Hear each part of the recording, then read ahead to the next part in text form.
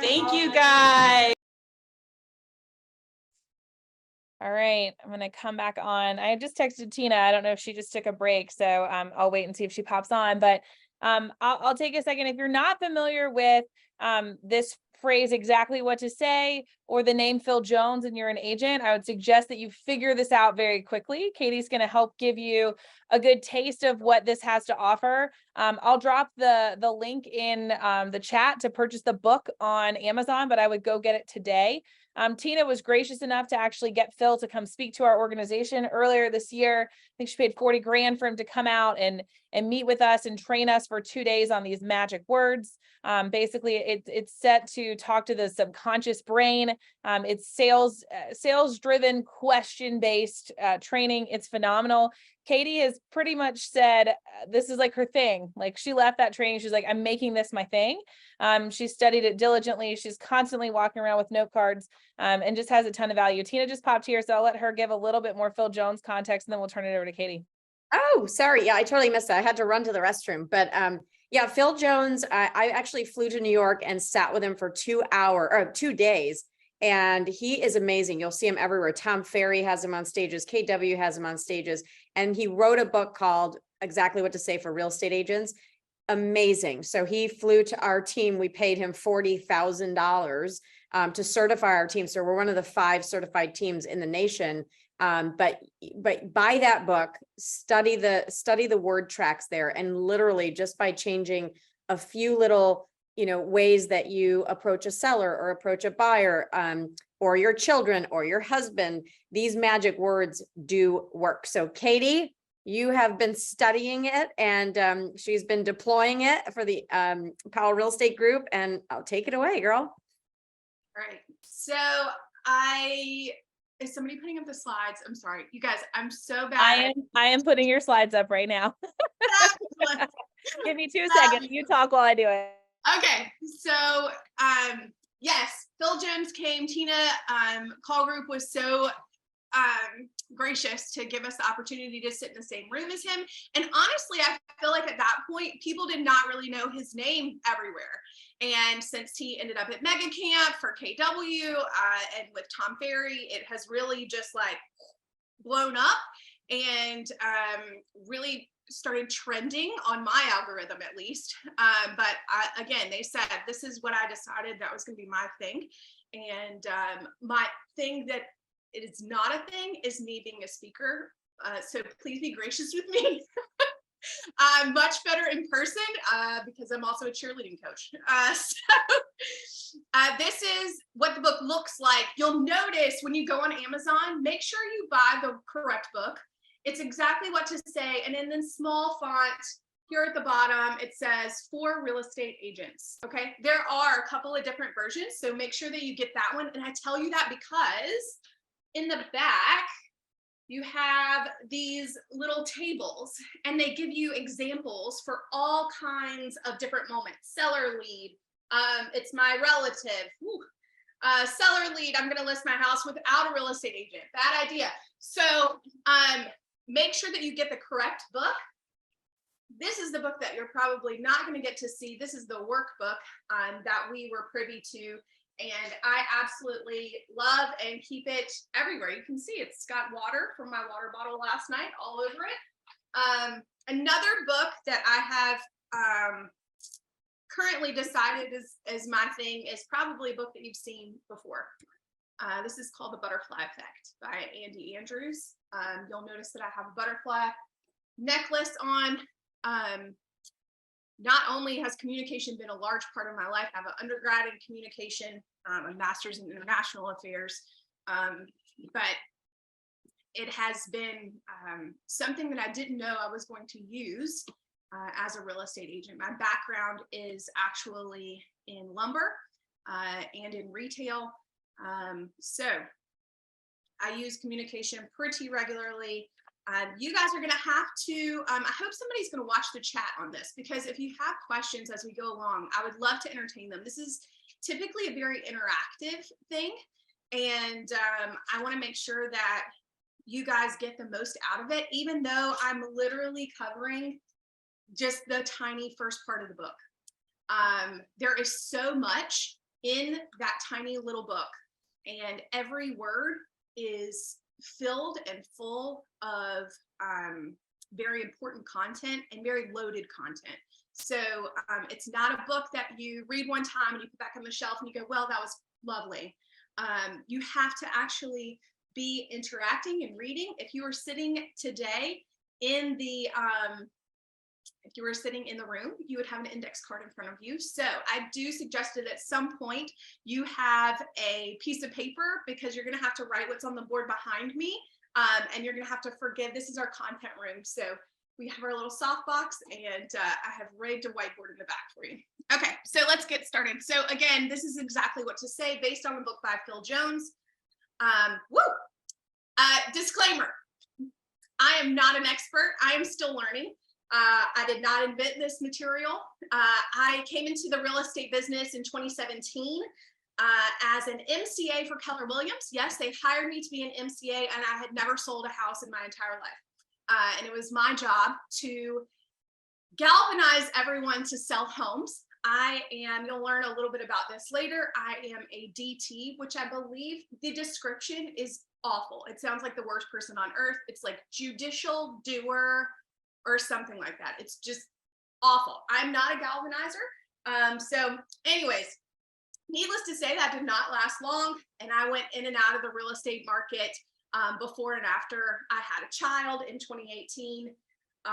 When I moved back here, I came to Anna to purchase a house, and then ended up moving to Century 21 from Keller Williams in Newbern. So to be back here in Fuquay.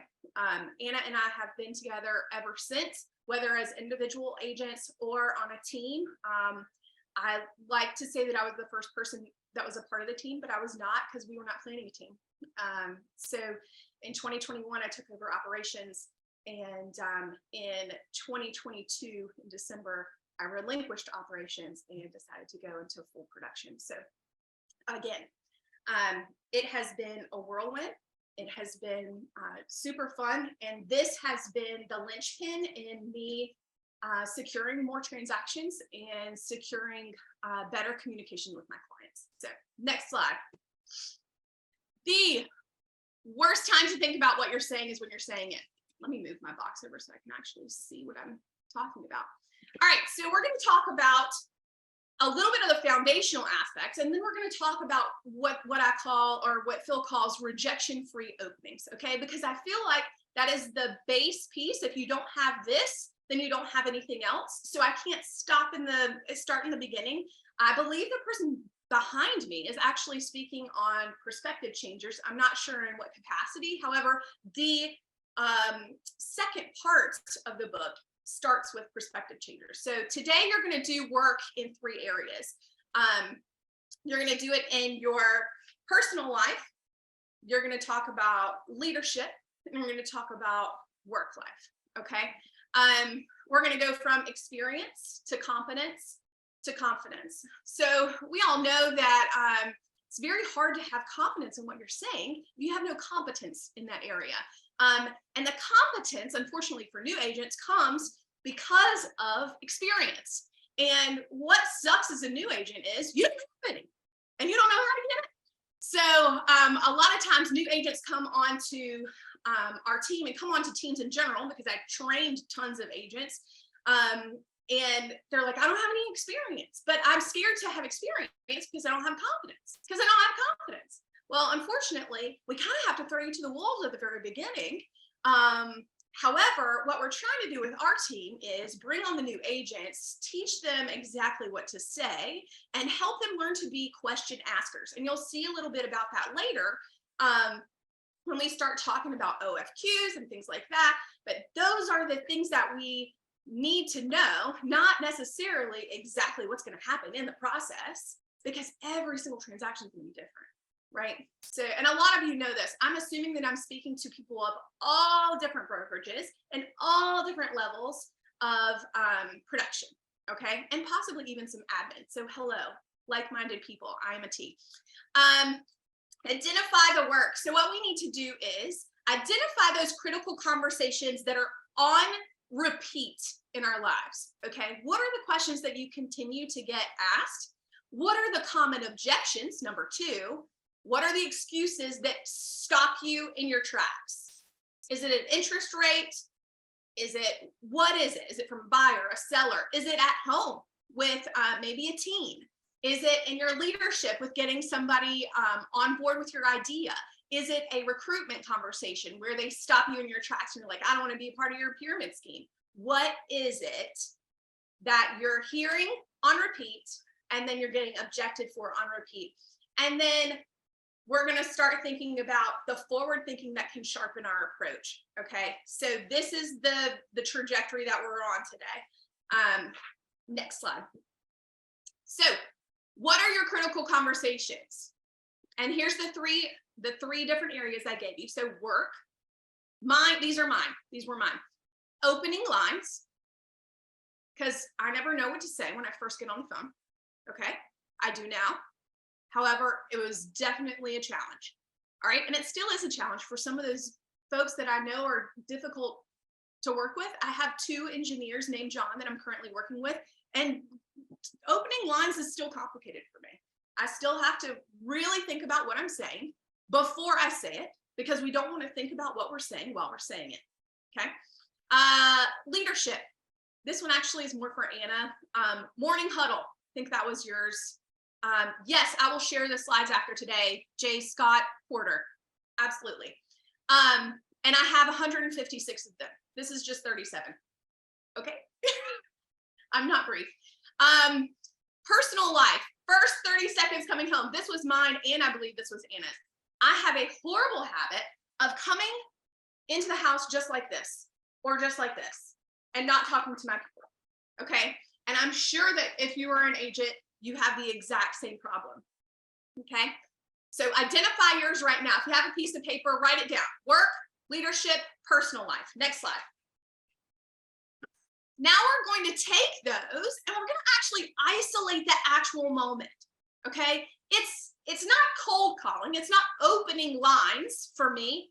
It's opening lines to strangers or to people I really don't have a relationship with other than to sell them something, right? Get very specific about each of those things. And I'm going to give you just a moment, literally like 10 seconds. Okay. So write it down.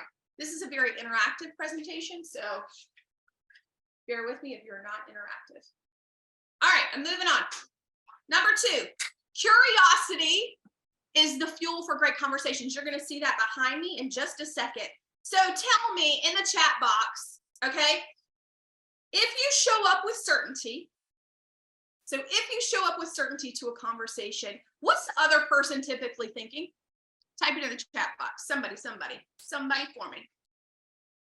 Y'all can tell I'm a coach now. So I'm clapping my hands. I'm not seeing anything. All right, I'm moving on without you guys. I show up with the certainty. I send, oh, hey, Mary, that you know what you're talking about. Yes, in some instances, yes. Typically, you're creating uncertainty in the other person. Maybe they see you as arrogant. Maybe they see you as overbearing. Maybe they see you as you're just talking at them. You don't really care about what they have to say. Okay? That was the answer that I was looking for from you guys. What I'm going to encourage you to do is to remain curious and stop trying to make your point right off the bat. Okay? We're going into something that you're going to hear a little bit later, which is that questions actually drive a conversation.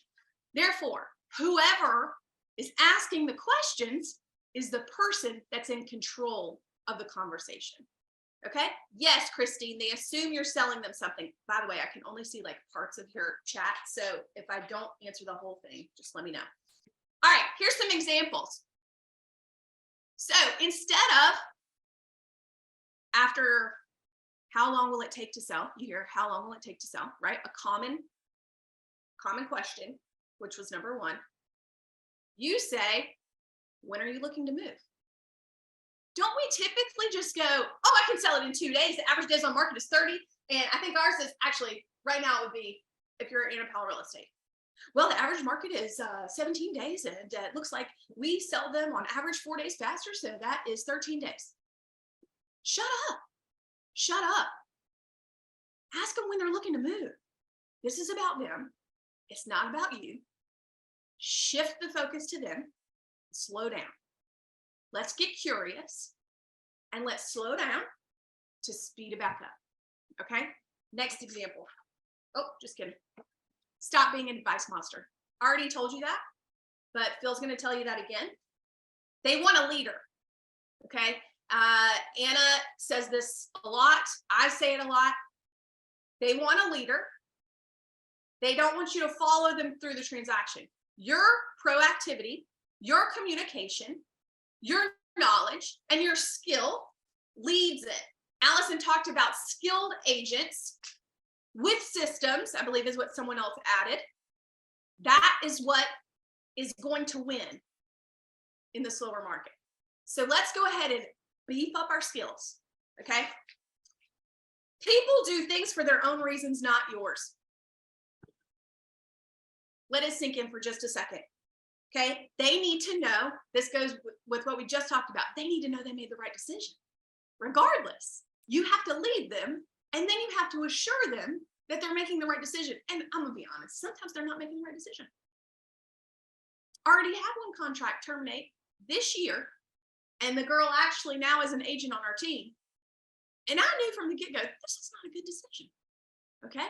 But my job was to assure her that she was making the right decision, okay? Next is, let's find their because, okay? We need to make sure that we're not doing, they don't want to sell. They don't want to sell because, okay? We need to figure out what that reason is. So stay curious. You can't change their mind, okay? Ensure them that they're making the right decision. Next slide. So here's what we're going to do. We're going to earn the right to make the decision. We're going to press the show me that you know me button, and I'm going to bring this back. Next slide. All right, we did curiosity, and you're going to see the triangle of trust in a second. That was step one. Step two is creating some empathy. Okay, this is the show me that you know me part. All right, so instead of saying, I was hoping, blah, blah, blah, blah, blah, you're going to start saying these three things. Because of the fact that you said you want to move in 30 days. For those reasons, then what I'm going to recommend you do is put your house on the market. Okay? You need to be able to say through what they said, through your curiosity, come to a shared truth. Okay? That's what we're going to start doing. Next. At that point, next slide, please. You've earned the right to make the recommendation. And it's not, some of you may be thinking, well, that's kind of using their words against them. No, it's not. They told me this was their goal. Because this is their goal, okay, for those reasons, if it's reasons, whatever it is, and you're going to say those words because of the fact that you said X, Y, Z, for those reasons, what I recommend you do is, and give your skilled, knowledgeable recommendation. Okay, next slide. Because what needs to be true? They made the right decision at the right time, and that they're a good decision maker, which is what we already talked about. They need to know that they made the right decision and in the right time. Okay, next. We already talked about this. We're going to stop saying, I was hoping. And we're going to actually do something about those words. Okay. Now, Anna's going to play with me. Anna, you're going to play with me, right? Tell me you're live. I'm here. Sorry. Yay! All right. I'm gonna make my face show too. Oh, there it is. So typically I would pick somebody on our team and I would pick on them, but Anna is my accountability partner, and so she gets to do it. So Phil Jones used to sell protective coverings for furniture. Sorry. Okay. And they were having a low response with the person that came before him, blah, blah, blah, yada, yada. Nobody was buying this furniture protectant because, I don't know, maybe it was too expensive. I honestly cannot remember. So I just want to give you an example of the questions and the curiosity that led to increased sales for him. Okay, so you're going to see curiosity, then you're going to see empathy. There's a shared truth, and then it's going to lead to a decision. Okay, Anna, you're buying a couch. Remember? Yes, I'm ready. That expensive couch. Yeah, And you do not want the protective covering. correct. Okay. So Anna, I'm going to ask you, apart from yourself, who's going to be using this couch? Well, I have 3 boys, 2 twins that are 2, my 5-year-old who I'm sure will be there, and then my husband. So there's 5 of us in the house. Woo! You have a lot going on. I But do. you also have 4 boys in the house. That's Yes. crazy. So are you going to be entertaining as well? Yeah, I mean, we have friends over quite often. I mean, casual, not like formal entertainers, just, casual on the fly. Okay, so this is probably going in your everyday room, not your formal room, correct? Yeah. Okay. It's like our kitchen area, like where it all just kind of where we live, Right, where you just do all of your life. All right. How long did you keep the couch you're currently replacing? Oh my gosh. Well, we bought it thinking it was going to be the end all be all of all couches. And it's been a year and a half and it's moving up to the bonus room. Okay. So do you plan to keep this one for a year and a half or longer? Oh, I'd like to keep it for longer, especially with how expensive it is. Right. Well, I bet you're a lot like me. You get home from a long day and you're exhausted and you just pour a glass of wine and you sit right down on the couch. Yeah. Is that right? Sounds right. Yeah. And I love red wine. No Yeah. lie, my favorite. Same. You drink red? Oh yeah.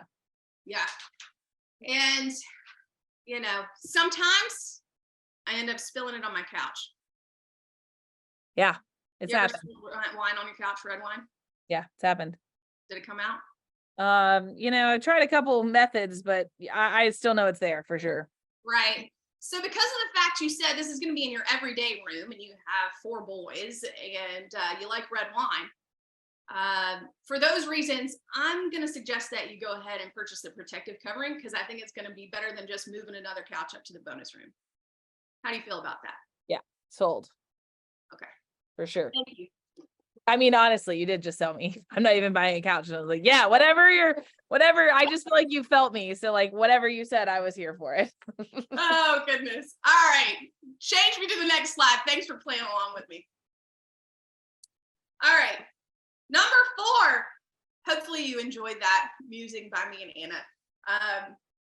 That is a great example of going deep, listening to the other person, right? I mean, I had where I was going here. Okay. We have to think about what we're saying before we say it.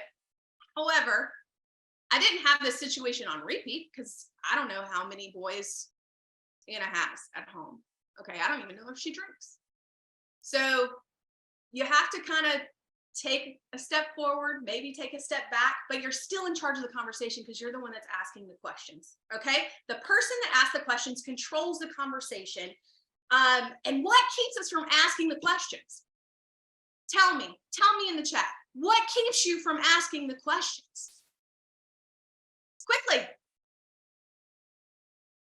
Not having them fast enough. Okay. Anything else? Fear. Call me. If I had a prize, I'd throw it at you. Okay. Fear of rejection, especially in this industry. It is there's a lot of rejection to be had, and you have to start letting it roll off your back like a duck, right? You have to be the one to stay curious. And to stay curious, you have to ask the questions to reach a position of empathy, to reach a shared truth, okay? To reach we need the protective covering. We need to sell our house, okay? The ask is naturally going to be the next step, the action, but you're going to have the courage to have it, okay? Let's see. Also, things that I want to note to you. If you don't get the answer that you want, just back up and ask a different question. The way that you're planning it is probably not the way that it's always going to go. So have a plan B. If you can't act on the fly, if you can't do improv, make sure that you maintain the control. Okay, next slide.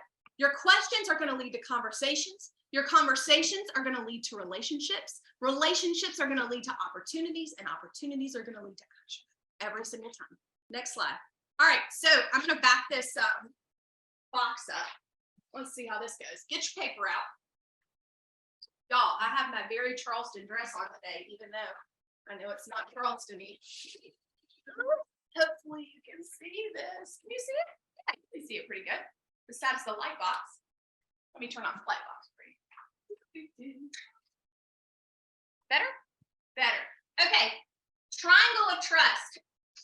Here's what I want you to write first. Number one, which we've already talked about, is going to be curiosity.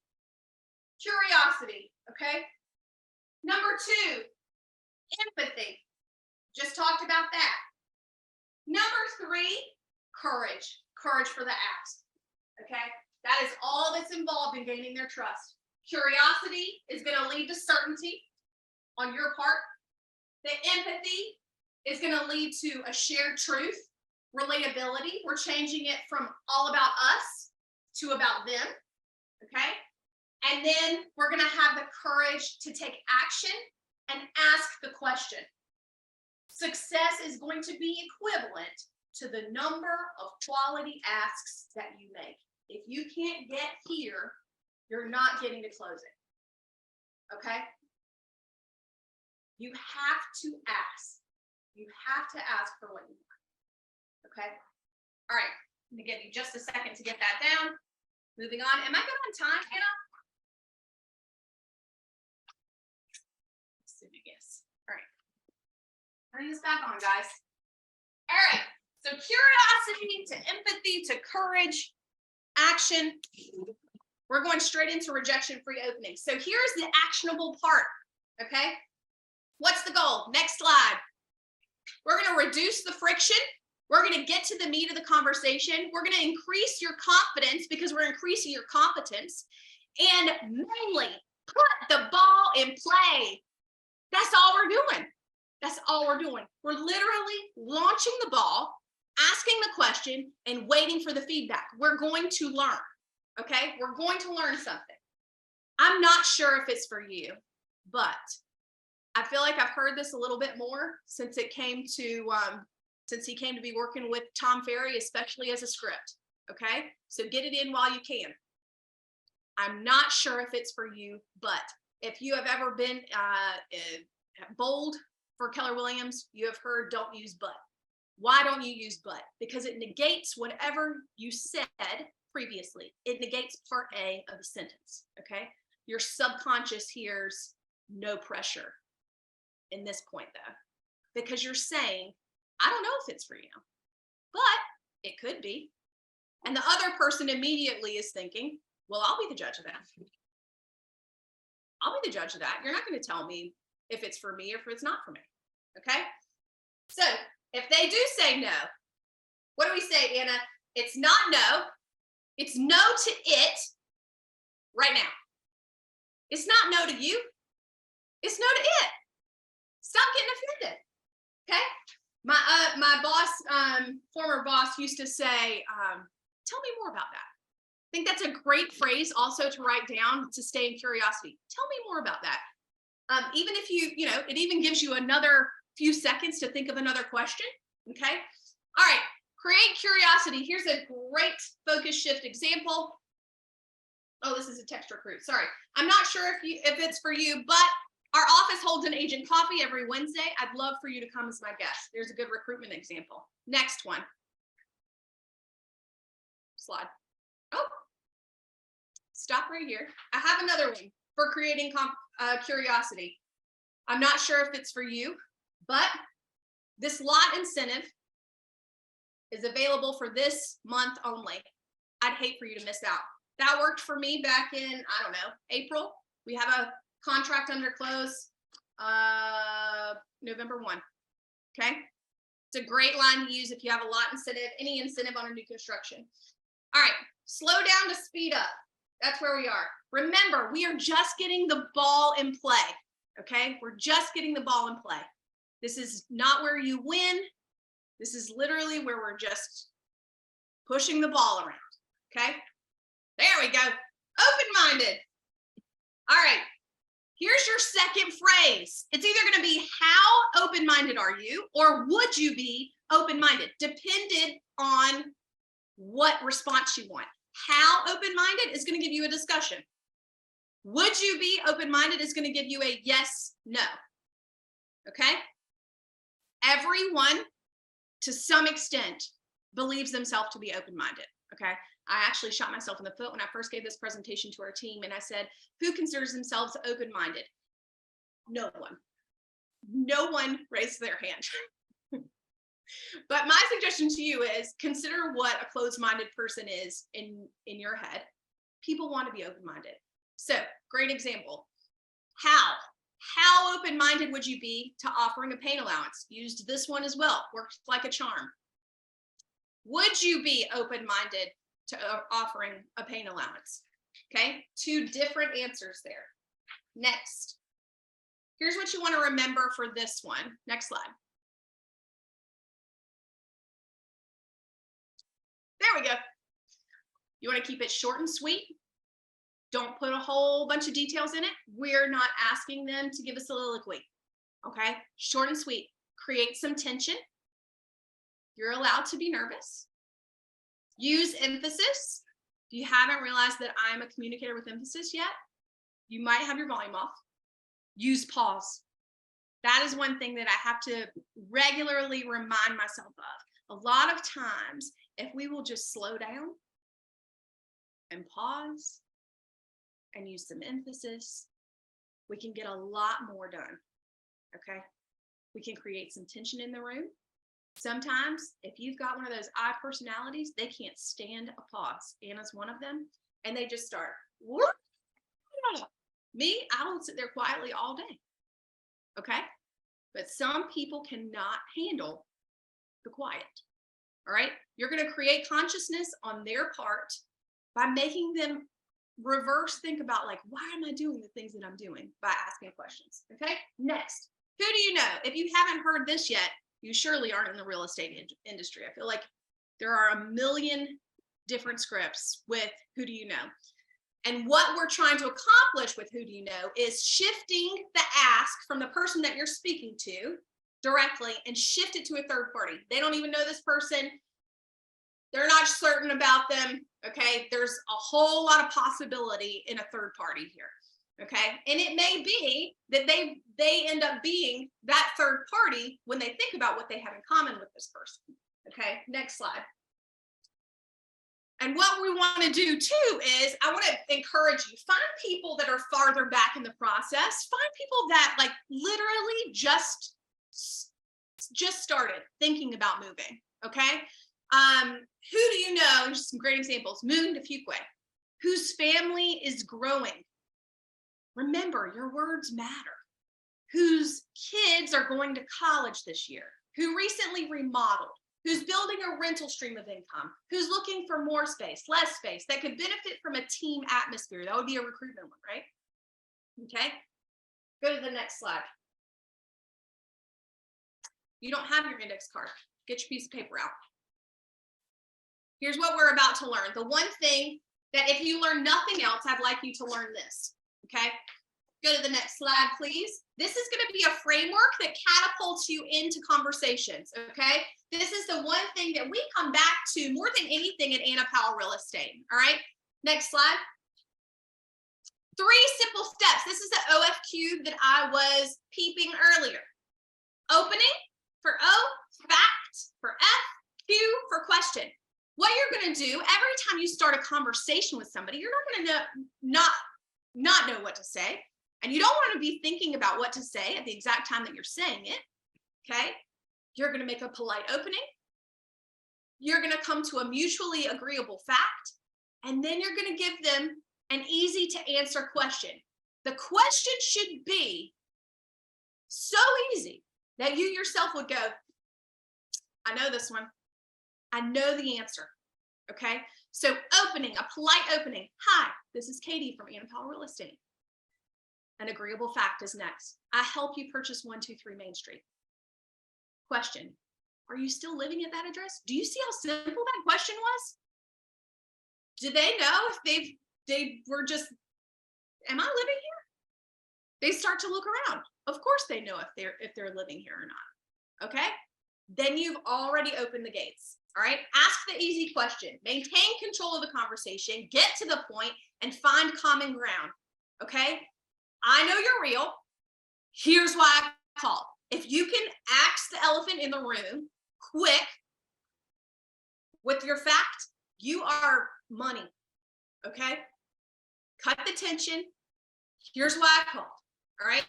An answered question is going to be permission for you to proceed. So, are you living at 123 Main Street still? Yep. Nope. Proceed with the next question. You're going to start at a gray space. You're going to come into a safe space, and then we're going to start playing ball. Okay? Next. This is just a reminder, an easy question. They need to be able to say this. Wait. I know this one. Okay? Guys, you cannot find a partner because you're not in the same room, unfortunately.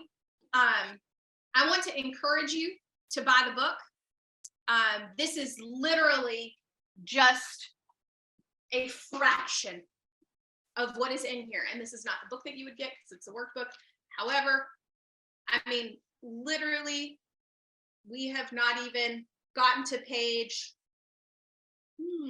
30 or 40. Okay, in over 100 pages. So I need to make sure that you know that this is only the beginning of something that is very large and very vast, however, incredibly simple. And we know that with simple ideas, sometimes they're very hard to implement. Take your notes, draw a triangle of trust, okay? Note, because of the fact that you said, for those reasons, here's what I'm going to recommend that you do.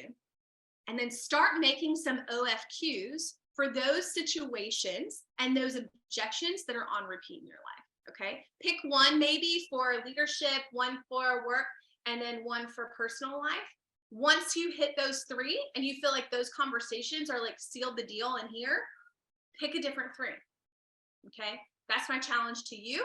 I hope that you enjoyed this, and thank you guys. It is definitely an honor to be able to speak with you today. I hate that I'm not there in person, but anyways, I'll pass it back to the MC.